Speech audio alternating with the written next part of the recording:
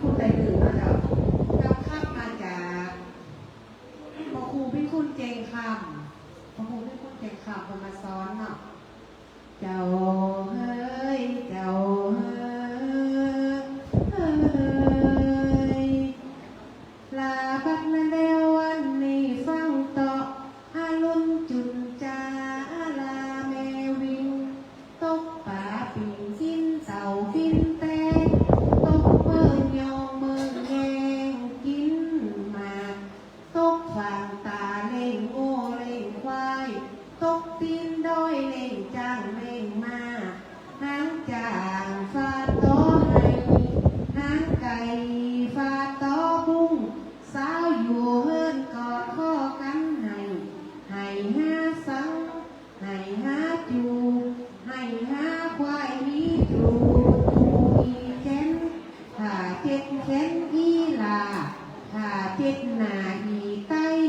ถ้าเจ็ดไข่ไอมันหน่อยมันพิษอิ่ว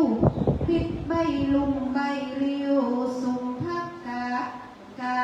ดหมอยกาดลงคอเปิ้นตีกองบอดเต็มแล้วไก่ปูแก้วเล่นออกมาคันตีไหนคันตีลุมเก่าบ้าหลอดให้ไปบอกมือมันนั่นเลยเซยอันนี้ไม่เข้าครับเจงคำเจ้าพ่อครูอยู่เจงคำก็คือพ่อสุขพ่อครูประเสริฐพ่อรักกันคนมาซ้อนโยมแม่ที่บ้านเนาะอันนี้กำอนุจุนจ่าปอแล้วแม่ไปให้ละลูละปีเล่งนอกแล้วก็ปีกับไว้นุ่นจุนจ่าละแม่ลุงเนาะสักการแล้วมีหลายคนเจ้าแล้วก็มีปีเนาะนั่นแล้วบ้านน้องบัวแบบนี้ให้เป่าปีให้นี่นะคนเป่าปีละปีมีให้จางเป่าตายลายคนครับก็ยังจะไม่มีอยู่สักหน่อยนี่นะ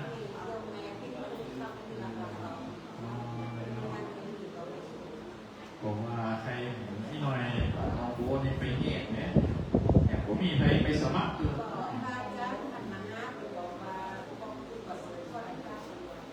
ตอนนั้นก็เบอร์โทรติดต่อกันอยู่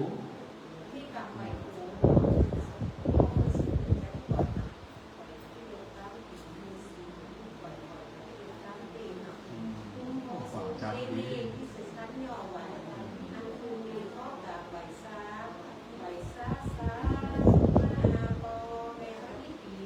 ที่เด็ดนั่นเนาะความจำไม่ได้เจ้ารักดี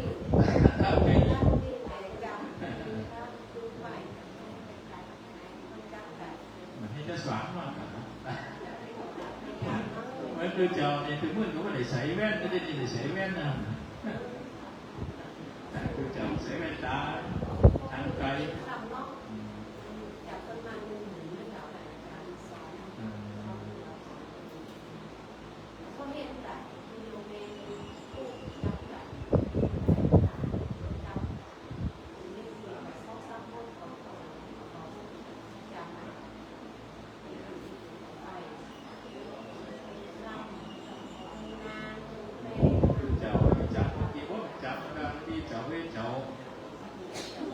กินเขาบอลล่ำวันบวกว่าขี่ฟังเนี่ยเจ้าเฮ้ยเจ้ากินเขาบอลล่ำกินซองสามกำเต้าหู้ควายเถากินบอลล่ำกินเต้าหู้ควายเถาเต้าหู้ควายเถา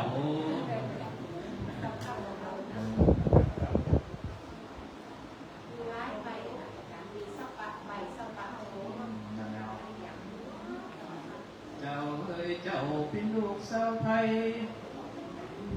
ยังหน้าผู้ผีลาวันนี้ยังทุกตาใจหันย้อมฟันใจใดไม่ซอยดอกไม้มันนั่งพอนอนเย็นเอ้ยนะอันนี้ ก็กำเผาเพิ่นว่ากำครับใส่ซาวก็แบบนั้น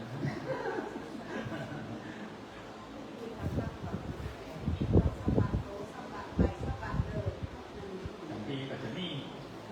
กำครับจืดเจ้าโลกมึงลาใจนะป่าลูกร้านมายุเมืองไทยในซอยล็อกไม้มายุเมืองไทยคล้ายๆว่าเจ้าโลกเมืองลา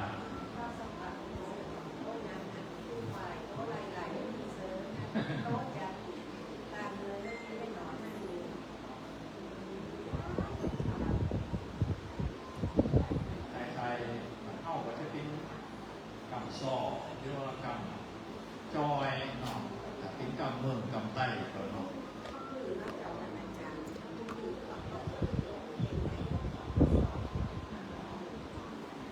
คนเรือคนไทยคล้ายๆเจ้าคือเจ้าจำอะไรเขาจำมาใครดีจำกันที่กินเขาวะล่ำนะกินเขาวะล่ำถึงกิน2-3 กำโตโม้ควายเขาแล้วนะกินเขาวะล่ำกิน2-3 กำโตโม้ควายเขาหนังจัดใจไปจัดมุมไหน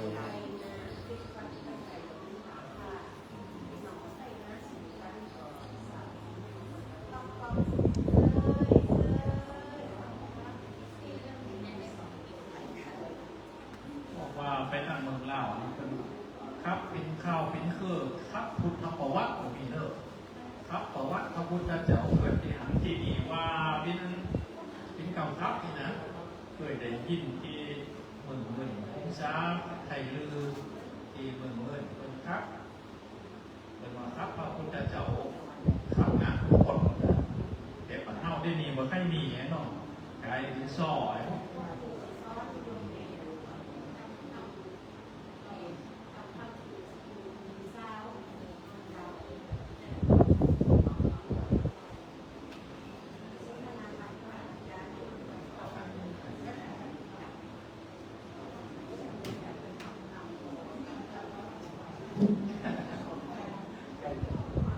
จะไว้เจ้า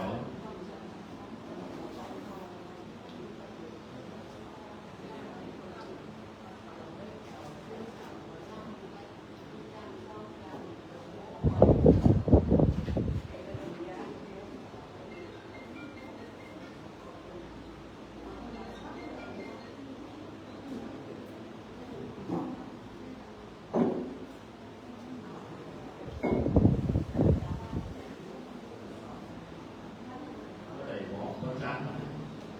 คุณลุงว่าผ่านก่อนเดี๋ยว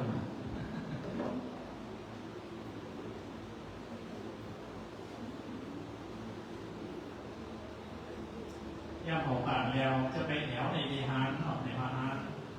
หานีสมเด็จพระเทพของมาแถวหนึ่งเกิดมาแถวแล้วก็สมเด็จพระบิดาก็เกิดมาแถวนะที่วิหารที่เก่าแก่แล้วก็มีหูแต่งว่าเป็นข้าวถ้ำในวิหารนี้ย่างเขาจะไปขอกันในวิหารอายุแค่200 ปีแล้วปีที่ผ่านมานี่ก็น้ำโขงเด้อเนี่ยซาลานี่โขงก็ท่องไม้บีเสาขีดแวนวันนี่นะน้ำโขงปีนี้ก็เตรียมไว้ละน้ำโขงในปีที่เปิดโอ้เนี่ยฝาดบางขนาดนั้นเป็นห้อยสีเปิดอยู่ปีนี้ก็จะเตรียมพร้อมเลยพระอาจารย์เพิ่นก็เอาพร้อมมาช่วยเรือน้ำโขงซึ่งปิดการไฟกดดับโอ้ยกินยังกินมาไปละอาจารย์ถึงสุภามาที่แขวนตอนนี้สุภามาเดี๋ยวนิด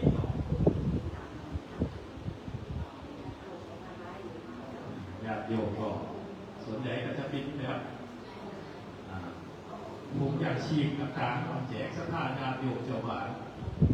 การที่ไปเก็บของเก็บโอ่เนี่ยพวกมัวจะไปซองวางหากินจะได้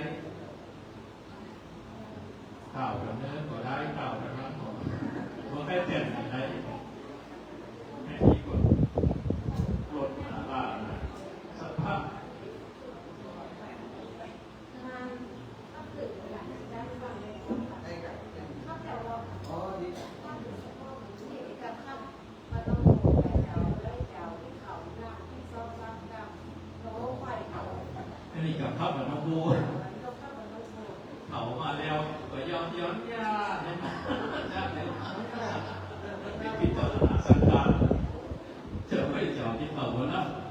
2-3กำตัวโม้ไหวเผามาแล้วก็ยอมยา ไอ้ยังทำไม่คือเฮ็ดเป็นไงมาก มาเนอร์มาเนอร์ เฮ็ดก่อนไอ้ทำแบบ อย่างเงี้ยจะสีแล้วนะ อย่างนั้นไหมมันเคี่ยวว่าวนะ ไปนั่งพูดคนงามไปนั่งไปง่ายไปพูดละมันต้อมกันหน่อยโอเคนั่งหลวงพ่อนิมนต์ครับ มาหลวงพ่อนะเป็นหน้านี่วันนี้มาถึงแล้วมาหลวงปู่น้องโบน้องโบให้คือสร้างน้องโบ น้องเอาอันโซลามาแหมอันเอาถวายหลวงพ่อเลยหลวงพ่อบุญมี กลายเป็นคนน้องยิบแล้วคนยิบออกไปกลายเป็นมีโมล่ะมีประธานน้องยิบโมดูจะไปในประธานน้องยิบนะจะไปดูกันประธานน้องยิบท่าน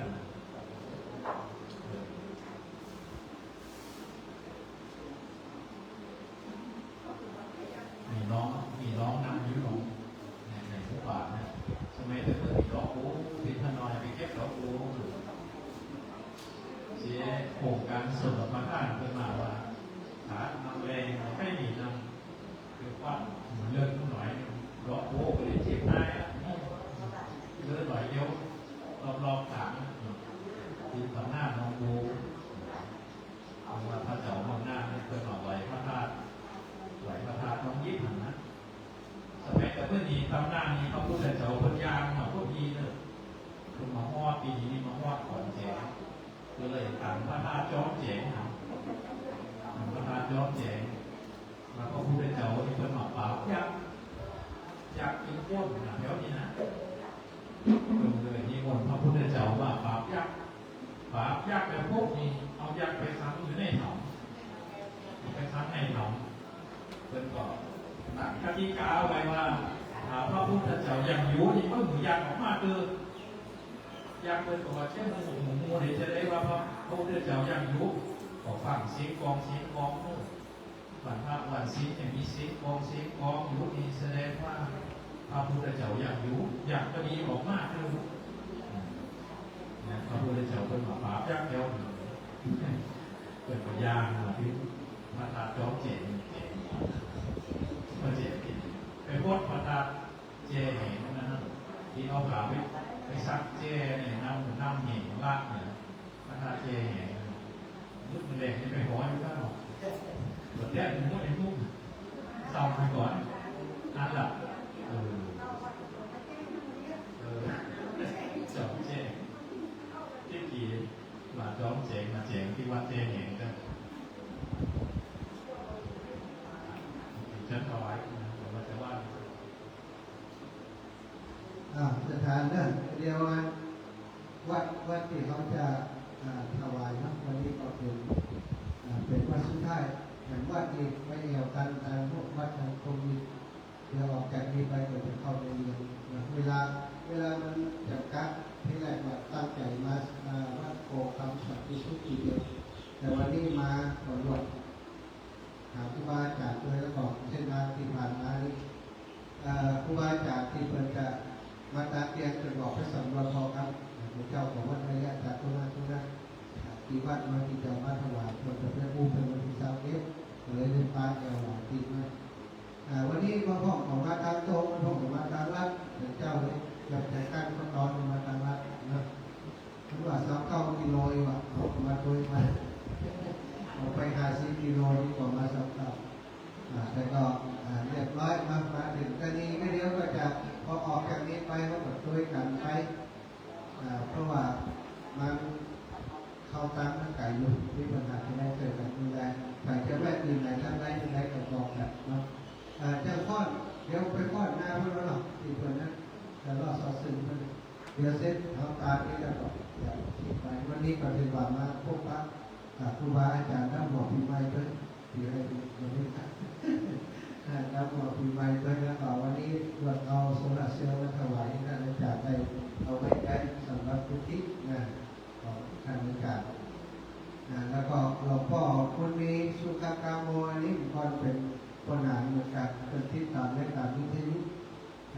ไปหาในรายการโอ้ปวดมาปวดไปเป็นคือเจ้าและอาจารย์นี่แหละแล้วก็ตอนเดินทุกองค์ที่เปิดก็ดูแล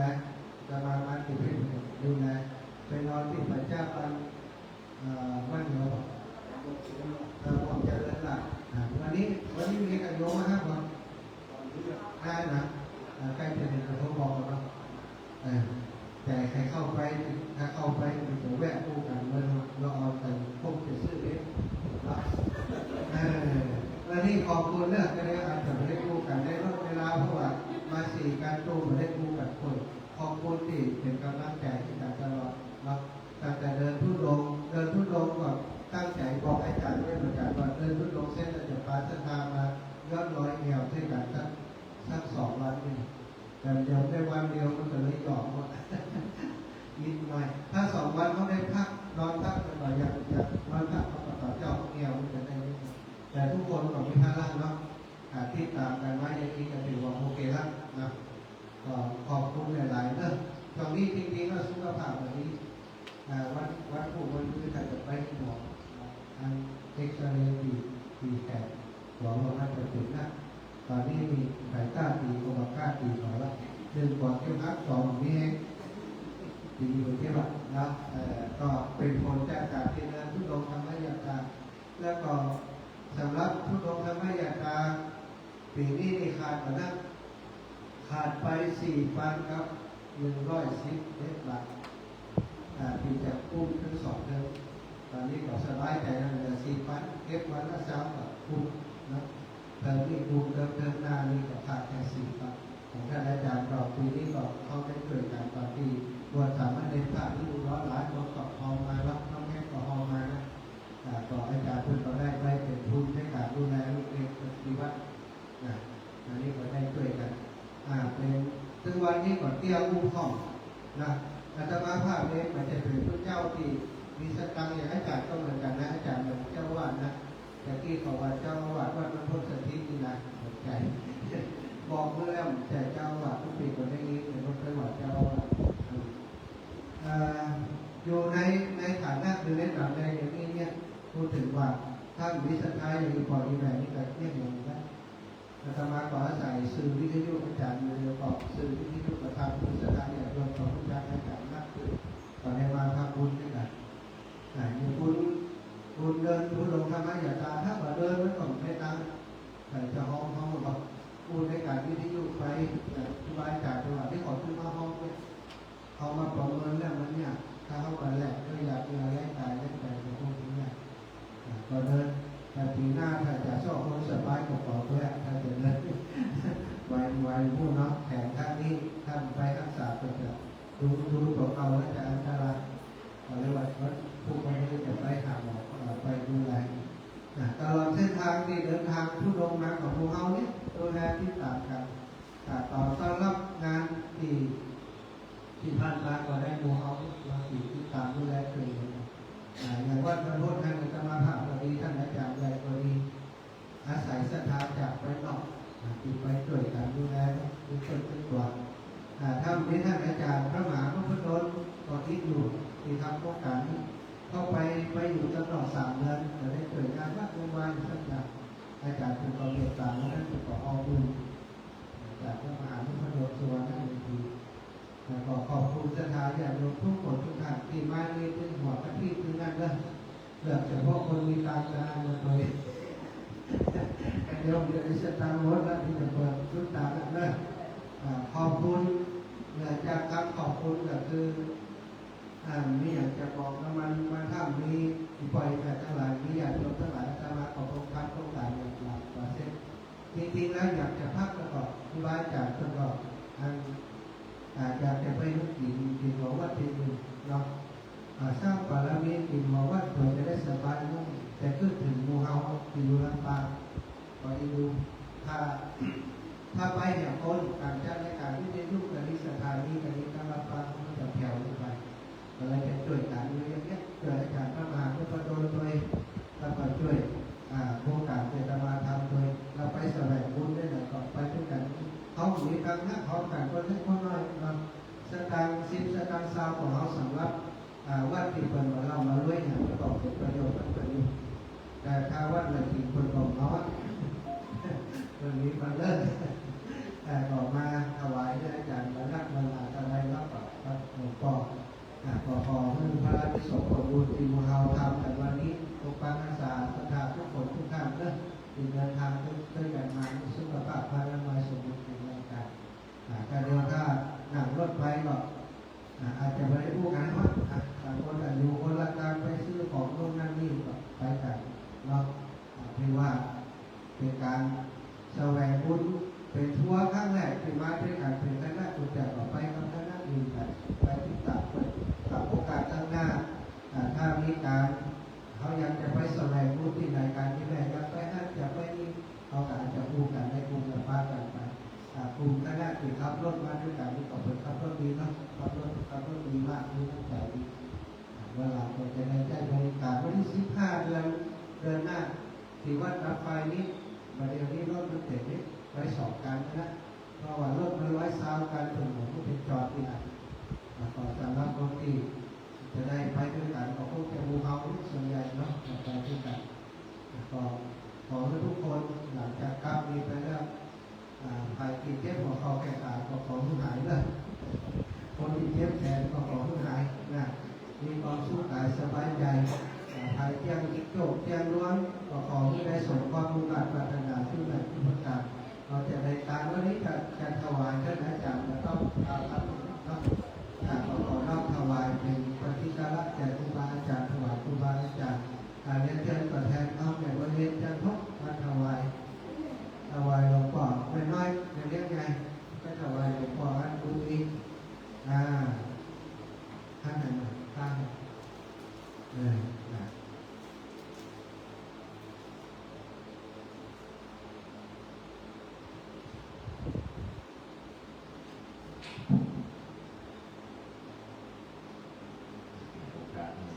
ของศรัทธาญาติโยมนับว่าเป็นขันมหาสงชาติที่ได้พระศรัทธาญาติโยมได้มาแสวงบุญมาสอบตาเดินทางไกลก็มาหอมจิตหอมใจมาทำบุญสุนทรที่วัดป่าหนองโมอาตมาพระครูอนุกูลนักกิจในนามหลอกเจ้าว่าให้หลอกเจ้าว่าก็ปีนี้แล้วก็จะปันป้อนกับหมู่ศรัทธาญาติโยมยะถาวาริวหาปุราปริปุเรติสาคารังเอวะเมวะมิโตติตังเปตานังอุปกัปปตินิชิตังปฏิตังตุมหังทิปะเมวะสมิชันตุสพเพปุเรตุสังกปะจันโทปนารโสยะถามณิโชติระโสยะถาสมิติโยวิวัชชันตุสัพพะโลกโภวินัสสตุมาเตภวัตวันตรายโยสุขีทีคายุโกภวะอภิวาทนาสีริสานิจังพุทธาปจานิโนจัตตารโอธัมมาวันทันติอายุวันโนสุขังภะลังดีมีสุขอยู่ปู่ทุกคนเด้อ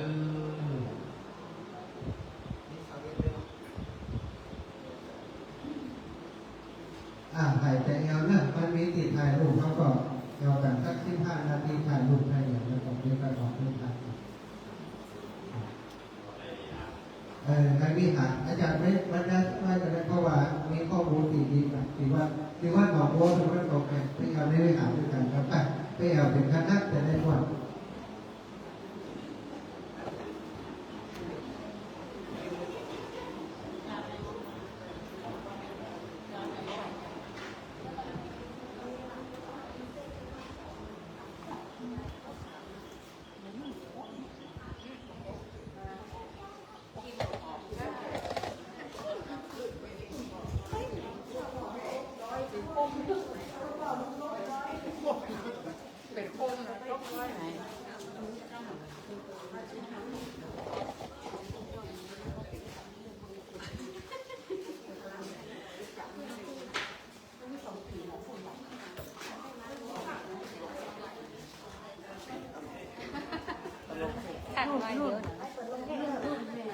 คนลงเพจนะ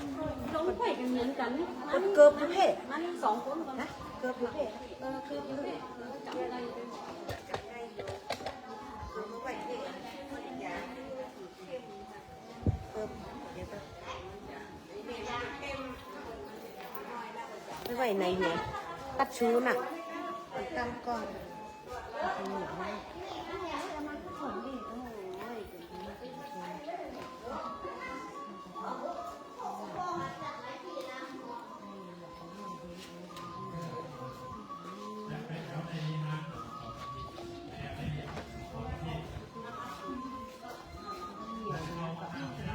เป็นไทยหลวงเนี่ยห้องน้ำอยู่ไหนครับไอ้ตาได้ปะล่ะ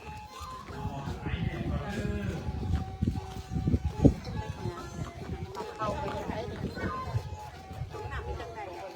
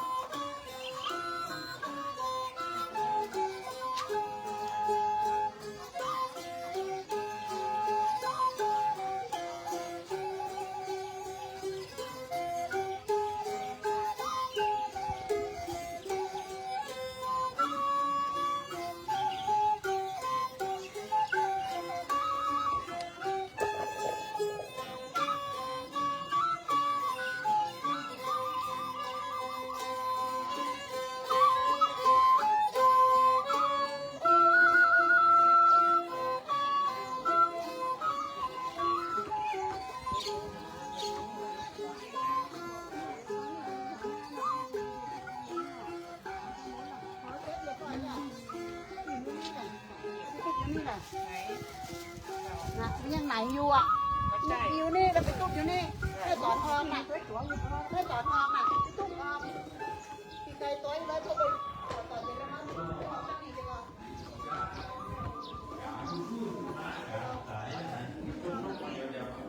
ผู้ไปพ้นอยากไปรักษาอยากไปพ้นคนไปป่วยรักษาคนนั้นรักษาคนนี้สุดท้ายไปรักษาลูกสาวเจ้าเมืองสิว่าสุดท้ายก็ไปเป็นลูกเขยเจ้าเมืองเนี่ยนะก็ถือว่าเป็นนิยายข่าวครั้งที่ถือว่าเป็นสร้างบารมีนอกเกินมาพบหนึ่งชาติหนึ่งไอ้นี้จ้างอะไรอย่างก็สามารถช่วยเหลือสร้างบารมีทำไว้เอามาในวิหารวัดหลวงบัวที่นี่เขาจะหันเทวดาเนอะตำบลเนี่ยเทวดาอยู่นั่นดีปีอยู่บนพุ่นนะเทวดาดีปีคือพระพุทธเจ้าฟังขอเนอะพระพุทธเจ้านี่ก่อนนั่นเนี่ยก็ได้ตรัสรู้เดือดนี่จะได้ตรัสรู้นี่นอนฟังปิ้นสามสายนะสายที่หนึ่งดีดเข่งล่ำพุทธสายที่สองย้อนยานเกินไปบ่ม่วนเสียงคาๆเทิมๆไม่ม่วนนะบ่ม่วน สายหนึ่งกันจังก็พอดีเพื่อพระพุทธเจ้าว่าถ้าเอาห้องสายการเนี่ยตัวเก่งเกินไปโดยเกินไปได้ตัสรู้เป็นเหตุนี่ว่ามานักตัสรู้ที่พระประธานองค์ใหญ่นี่โอ้ย้อนฟังปีนนะมันนักตัสรู้นี่นะตั้งหัวเขาตั้งหลายอย่างไปฟังปีนนี่เถอะปีนพื้นนั้นเทวดากำลังฝึกหัดอยู่เทวดาอนาคตกำลังจีบนี่ยังหัวเขาได้ฟังเหมือนกันตระกูลนี้ที่สัทธาญาติโยมเป็นผู้สูงอายุมาดีฟังก็ฟังเขาจะถ้าเสียงมอแสดงว่าสายกลางเขาที่ตัวนี้ก็ย้อนเกิดไปเก่งเกิดไปและเก่งไปมันจะขาดย้อนยากเกิดไปผมม่วนข่าวมีย้ายในข่าวกิจกรรมข่าวขนาดแห่งนี้เนาะก็มีหมู่ร้ายยางที่ทรงสัญญาอ๋อนี่สมัยนี่ฝรั่งเริ่มเข้ามาแล้วมีหมู่ฝรั่งมีเมืองคนไฟอยู่ในข่าวกิจกรรมข่าวขนาดอยู่อันจากอันมาก่อนจะมีอันนี้แค่ท้องหมากแต่ท้องหมากที่ก็ได้ทำกิจกรรมจากประเทศจีนมีหลายปัจเจจีนในนี้มีเครื่องหมายสวัสดิการกากบาทของมหายานอยู่ตรงนี้เครื่องหมายสวัสดิการของฝ่ายพุทธศาสนาหายานมาผสมผสานด้วยแสดงว่าได้รับวัฒนธรรมจากหลายหลากหลายมาผสมผสานนี่ไปโอ้เกือบ200 ปีละนี่เราแกเป็นน้อยๆเคยขึ้นไปนั่งเทศอยู่อันนี้ผมจะใจเทศมหาชาติต่อกันหวังมากเองธรรมะเองนี่จะเทศเรื่องชาติสุดท้ายพระเจ้าส่วนธรรมะธรรมดาแบบนี้นี่จะเทศทั่วไปนี่ก็จะเป็นที่ในพระวิหารของเราอันนี้ก็จะเป็นเรื่องราวต่างๆก็เป็นชาวกที่พระพุทธเจ้าเกิดมาเป็นเจ้าจัตตคามในเกิดวันครบกินเดือนก็เลยตั้งชื่อว่าเจ้าจัตตคามจัตตคามเกิดวันครบกินเดือนหมู่ศรัทธาญาติโยมหมอกคณะคนเกิดมาเดี๋ยวนี้เขาจะกินไปซ่อมหูมันกินแต่เข้าแต่ว่าสามารถนี่เอาความหูที่ไปสังเกตกันงูกับพังพรมันคบกันทางงูโดนคบพังพรเป็นแก่ไปกล่าวแล้วก็ไม่นั่งมาพ่นใส่คือฟื้นขึ้นมาแบบนี้งูคบพังพรเราพังพรคือจักกระเดียวนั่งงูเลือดไปกล่าวก็ไม่นั่งมาพ่นใส่คือฟื้นขึ้นมาดีละอ่อนหัน2 คนก็เลยไปเอาไปคบก็ไม่นั่งใส่หูไว้ไปชอบด้วยมันจะไปมีจิตเมตตาไปสอนบารมีช่วยคนเนาะไปเจ็บไปป่วยเขาเนี่ยเป็นต้มกินเอานี่ไปยาเพื่อนจะนี่ขนาดเป็นปั๊กอยากจะฆ่า2 ละออนนี่ละนะจะตายก็ตายไปเถอะแต่ว่าเขาช่วยมันก็นอกปั๊กยักตายแต่ผัวก็จะฆ่าเอาไปเก็บยักไปจับละออนนะว่าจะจัดงานศพจะจัดงานศพเนี่ยเราส่งผลปั๊กยักตายไปหน่อยเอายารักษาแล้วก็ไปฟื้นขึ้นมานี่ยากขึ้นว่าโอ้เป็นภูมิพระคุณเนี่ยละแต่ก็จะเอามาฆ่าเก่งกรรมรสเนื้อมนุษย์อร่อยกว่าจะนั่นหรือให้บรรดาในชาติได้เก่งสักกรรมสุดท้ายเอามาส่งเมืองคนมาส่งเมืองคนปุ๊บไปซ่อมรักษาคนนั้นรักษาคนนี้สุดท้ายไปรักษาลูกสาวเจ้าเมืองทีนี้นี่เป็นกับผู้เพศนิวามาเมืองหน้านี่มาเมืองหน้าเป็นว่าเมืองหน้านี่กระซิบลักเนาะนี่จะตัดหัวอย่างตุลงก็จะพาไปที่วัดภูมินนี่จะมีหูกระซิบเนาะมาหักจ่อหักเนอแต่ตีนมันของหัวนี่มันต้องกระซิบเนาะจูงแขนกันเดียวอยู่นั่นพอเจอมีหูจูงแขนมีนิ้งนะมีนิ้งจูงแขนเลยปัดโตปะแล้วคนนี้เอาคนนี้จูงแขนไปหากันเดียวจูงแขนไปหาพ่อแม่กันเดียวมีหูอยู่นั่นนี่กว่าเรากระซิบละที่วัดภูมินี่หัวใจกระซิบอันนี้ก็ตั้งกลุ่มศิลปากรออกมาอนุรักษ์รักษาไว้มันเป็นสมบัติของชาติบ้านเมืองเป็น1 ใน 6ของภาคเหนือที่มีภาพชื่อเขาขนาดนี้เมืองหน้าเหลือ2นั่นเก ตีว่าจ้างก้ามตรงนี้เหมือนกัน แต่จ้างก้ามนี่โดนด่าสีหลับลบไปหมดเลยละก็เหลือฉลองที่มีวัดพระศิลป์เทียนไปอยู่ที่ในห้องของผักไปเตรียมพอทายหูจังงานมันเนอร์ทายหูจังงานย้ำจะไปพอกระซิบรับเราในบ้านที่หนองบัวในทายหูก็มีจูแขนนี่เดียวนี่จูแขนมันเยอะน้ำซัดจูแขนกันเลย นี่นะนี่ถูกกันแล้วก็ จูแขนนั่นตายหมูไม่ได้ต่อต้องปวดมันหน่อยมีแต่แขนบ้านปุ๊บก็จูแขนละปั๊บเพิ่งปงใจแล้วครับจูแขนไปกับเดียวอั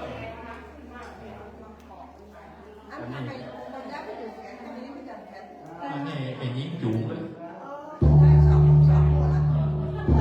หัวใจมาหักษาหรอกอาจจะมีใจอยู่เพราะว่าอีลานี่ดวลเสือโคกเสือโคกแล้วก็เดินเสือโคกแล้วก็นี่ก็ไปหักษาหายแล้วก็จูแขนนะนี่นะขึ้นมาแล้วถ่ายข้างหน้ากับเนอ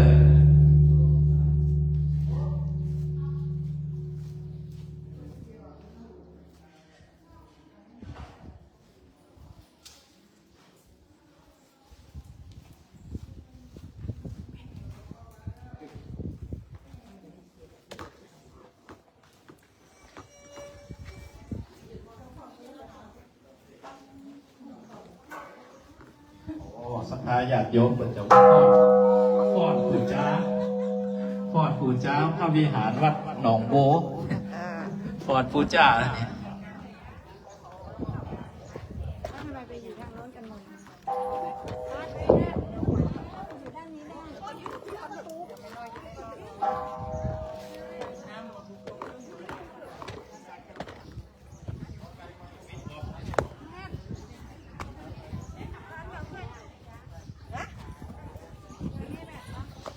นั่งตากแดดนะฮะหนังมันเนาะในห้องนั่งอ่ะมันจะเบิร์นฮะ เอากระดูกมอง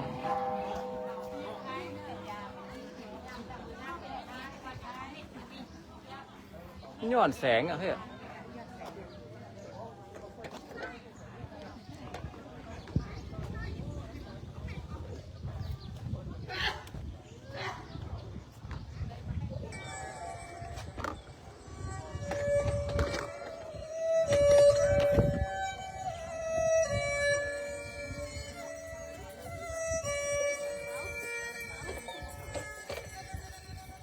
อันเจอติดเตฟ้า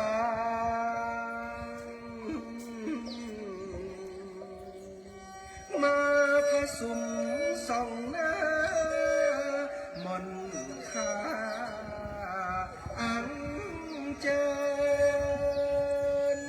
เจ้ายอขันเจอนิ่งไม้มวนหอมเอาหักหอหักหอมหอมมือ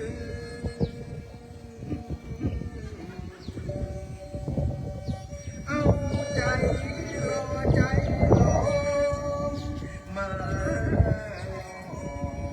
ใจขอสุขสู่จูมือจุ่มเนื้อเย็นใจ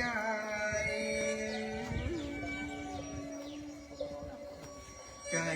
ใสไข่ข้างโหดลากายเจอสู่เพียงแก้วใสสว่างลา